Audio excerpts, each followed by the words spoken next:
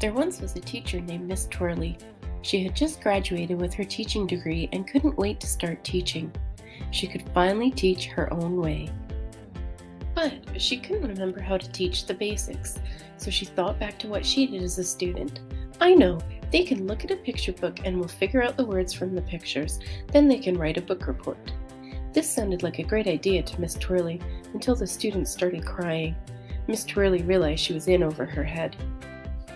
All of a sudden, her fairy godmother, Mary, appeared and reminded Miss Twirly of the 6 dimensions of literacy.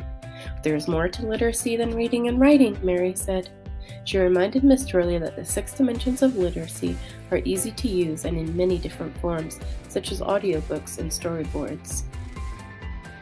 Mary also recapped Camborne's 7 conditions.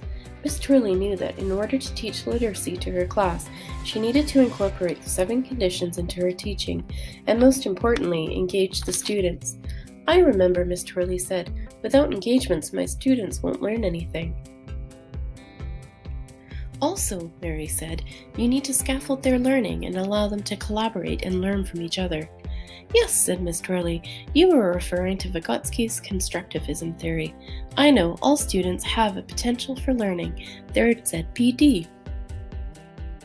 Don't forget about multiliteracies: experiencing, conceptualizing, analyzing, and applying.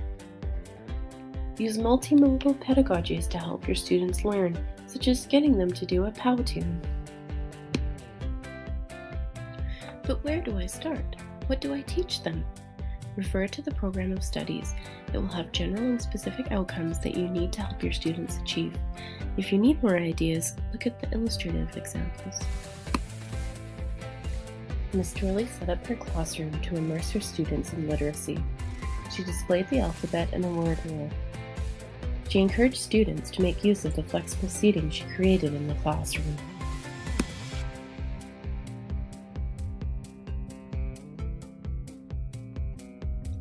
She decided to do a read aloud with her students and demonstrate how to sound out words.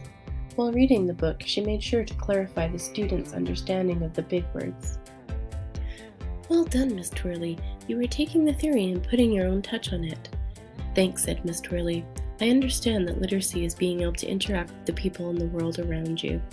I realize it's harder for students to learn with only one dimension, and constructing meaning is important for students.